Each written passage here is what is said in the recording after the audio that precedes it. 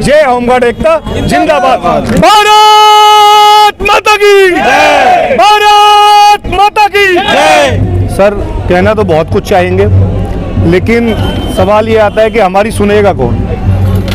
मैं ये भी नहीं कहूँगा कि हमारा दुर्भाग्य है या दिल्ली का दुर्भाग्य है कि आज हमें जंतर मंतर पे आके ये सब करना पड़ रहा है।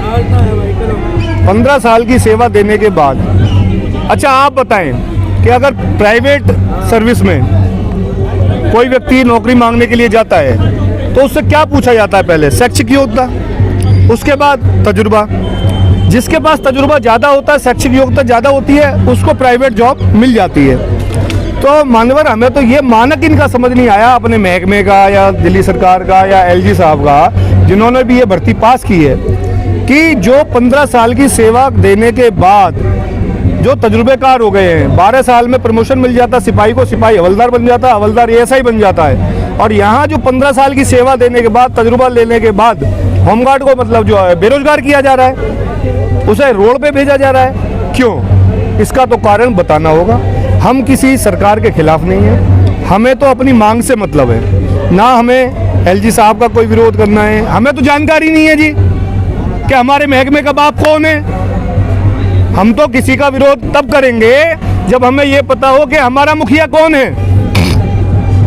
अभी तो ये सारा हमारे साथ गेम हो रहा है। 3 सरकारें यहाँ दिल्ली में काम कर रही हैं मेरी समझ से, दिल्ली सरकार, एलजी सरकार और केंद्र सरकार। अब हमें जवाब कौन देगा? हमारे तो जवान जो बेरोजगार होने जा रहे हैं, उन्होंने सरकार का इतना साथ दिया है कि 500 रुपए उन्होंने स्पीड पोस्ट 10-10 बार करी है। एलजी साहब को, मुख्यमंत्री जी को, एमएचए को, प्रधानमंत्री जी को, राष्ट्रपति जी को भारतीय पोस्ट के द्वारा रजिस्ट्री से 10-10 बार उनको जो है पत्र लिखे गए। क्या किसी के पास समय नहीं है उन पत्रों को देखने का? या शासन में बैठे हुए लोगों के जो नीचे अधिकारी कार्य करते हैं, वो उन्हें सूचना नहीं देते कि इतने सारे पत्र आए हुए हैं आपके पास? ये सरकार, ये पदाधिकारी सारे अंधे गूंगे बहरे बन के बैठे हैं, होमगार्ड को रोड पे लाने का कार्य कर रहे हैं। और मैं चेतावनी देना चाहता हूं, चाहे वो कोई सरकार हो, हम रोड पे नहीं आएंगे। एक बहुत बड़ा मुद्दा बताता हूं, जब किसी को नौकरी से बाहर किया जाता है तो पाक साफ, यानी उसका साफ हिसाब किया जाता है। उसको सारी जितना उसका वेतन होता है, जितना मेहनताना होता है, उसको उसी समय देके और बाहर किया जाता है कि आपको सेवा से निरस्त किया जाता है। ये हमारा महकमा 4-4 महीने की सैलरी तो हमारी रोक के बैठा है।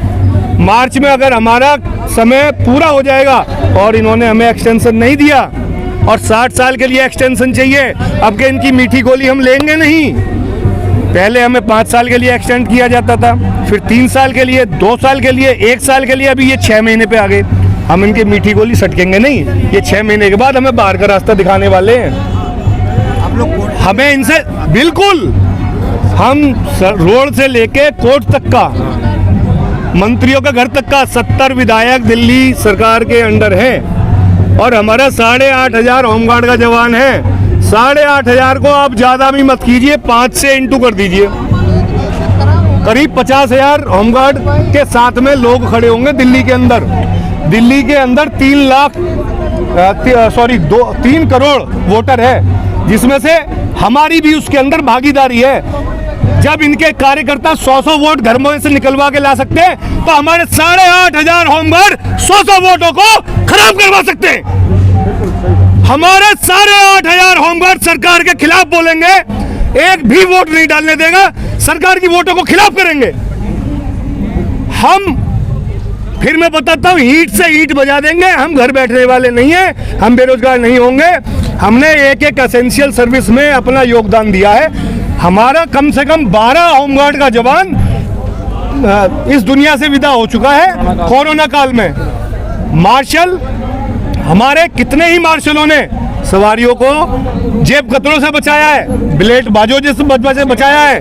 जो असामाजिक तत्व, यहाँ तक कि बच्चों को किडनैप करने वाले, उनको भी, गिरोह को हमारे होमगार्ड के जवानों ने मार्शल के रूप में वहां सेवा दी और बचाया है। मैं खुद, जो हिंदू मुस्लिम राइट्स हुए थे नॉर्थ ईस्ट दिल्ली के अंदर, मेरे को मेरे महकमे ने डीजी शील्ड प्रदान की हुई है। हमारे स्थापना दिवस के ऊपर हमारे डीजी शील्ड ने और हमारे गोयल साहब जो पूर्व डीजी थे उन्होंने डीजी शील्ड मुझे प्रदान की है। हमारे किस बात पे कि मैंने वहां घायल पुलिस वालों को रेस्क्यू किया था जिनके पैरों में छर्रे लगे थे। हमारी सेवाओं को अनदेखा कैसे कर सकते हैं? हमारे थाना गाजीपुर के जवान नाइट पेट्रोलिंग ड्यूटी करते समय गाय से भरा ट्रक जाना था, गौ तस्कर थे, उन्होंने फायरिंग की, योगेंद्र जवान का नाम है, गोली लगी उसको, हमारे महकमे ने कोई सहायता नहीं दी उसको, नहीं दी। प्राइवेट हॉस्पिटल में उसने इलाज कराया, उसका घर बार बिकने की कगार पे आ गया। लेकिन किसी सरकार ने, किसी केजरीवाल की सरकार ने, किसी केंद्र सरकार ने कोई संज्ञान नहीं लिया। ट्रैफिक में हम लोगों का इतना शोषण किया गया, ट्रैफिक से हमें बिना वजह बाहर कर दिया, 15 दिनों का हमें रिफ्रेश कोर्स कह के हमें जो हमारा मेहनताना नहीं दिया, हमें 12-12 घंटे ट्रैफिक से निकालने के बाद हमें परेड ग्राउंड में घसीटा गया। कारण हमारे अधिकारियों के द्वारा बताया गया कि साहब हमारे किसी होमगार्ड के जवान ने डीजी साहब की गाड़ी जा रही थी, सलूट नहीं मारा, आपको सलूट मारना नहीं आता। ऐसा कैसे कर सकते हैं? वो किसी एक की गलती को 300-350 जवानों के सिर कैसे उसको दंडित कर सकते हैं? सरासर गलत है। हमारी आवाज उठाने वाला कोई नहीं था, आवाज सुनने वाला कोई नहीं है। लेकिन अब ये 8,500 जवान अपनी आवाज बुलंद करेगा और ईंट से ईंट बजा देगा। सरकार से, प्रशासन से, किसी से भी किसी कीमत पे नहीं दबेगा। अगर हमें अपनी बेल्ट से प्यार है, हमें अपनी वर्दी से प्यार है, रोड पे उतर जाएंगे, जाम लगा देंगे। इन 70 विधायकों के घर के आगे इनका निकलना, हगना, मूतना बंद कर देंगे। ये वोट मांगने की तो बात बहुत दूर की है, ये इलाके में आ नहीं सकते। अगर ये 8,500 होमगार्डों को बेरोजगार करेंगे तो मैं सिर्फ यही कहना चाहता हूं, हमें नहीं पता राजनीति क्या होती है। ये जंतर मंतर वो स्थान है जिसने जेब कतरे भी नेता बना दिए। यही जंतर मंतर से आवाज बुलंद करके टिकट विलय किए, जेब कतरे, छिछोरे सारे आज विधायक और पार्षद बने बैठे। एक एक की पोल खोल देंगे। 8,500 होमगार्ड हर भ्रष्ट नेता के यहाँ सेवा दे चुका है, सबकी पोल जानता है। हमारा 8,500 होमगार्ड नेताओं की भी और हमारे विभाग में बैठे हुए उच्च अधिकारियों की भी, जो हमसे कहते हैं पटरी लगाना सीख लो, रोड पे भाजी तलना सीख लो, नौकर की नौकरी कर लो, किसी का नौकर घर में कपड़े धो लो। अरे आपको हम जब मानते, आप बड़े हैं, आप हमें स्किल सिखाते।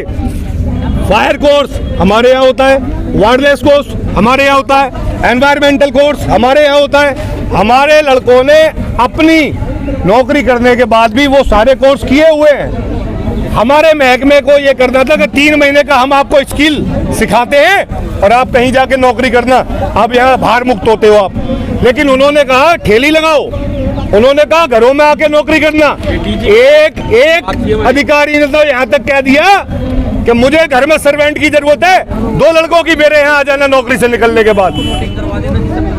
क्या ऐसे अधिकारी का सम्मान करें हम जो हमारे 8,500 होमगार्डों को अपमानित कर रहे हैं? जिसने वर्दी पहन के, बेल्ट लगा के, कैप लगा के सल्यूट मारा अधिकारियों को, जिसने रोड पे खड़े होकर ट्रैफिक चलवाया है, जिसने लाल किले पर डंडे खाए हैं किसान आंदोलन में, मेरा खुद सिर में डंडा लगा था, वहां से भाग के हमने जान बचाई। कोई हमारे महकमे में ये पूछने वाला नहीं कि कौन पिटा, कौन गिरा, कौन मरा।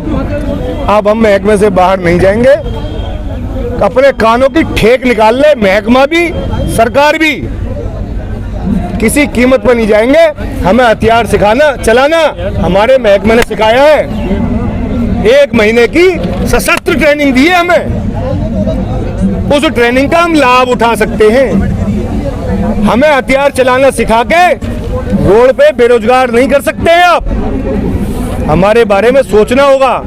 और मैं तो एलजी साहब से भी निवेदन करना चाहूँगा कि ये पुरानी स्ट्रेंथ हमारी 10,200 प्लस की है, इस स्ट्रेंथ को बढ़ाया जाए, क्योंकि जिस हिसाब से दिल्ली की जनसंख्या 3 करोड़ प्लस है, उस प्रकार से दिल्ली पुलिस का हम बहुत सहयोग करते हैं। उस सहयोग में हमारी स्ट्रेंथ कम से कम 30,000 दिल्ली होमगार्डों की होनी चाहिए, जिसके अंतर्गत हम 8,500 प्लस जो होमगार्ड बेरोजगार होने जा रहा है उसको उनमें लिया जाए, बिना किसी शर्त के लिया जाए। जय हिंद, जय भारत, जय होमगार्ड एकता, जिंदाबाद। भारत माता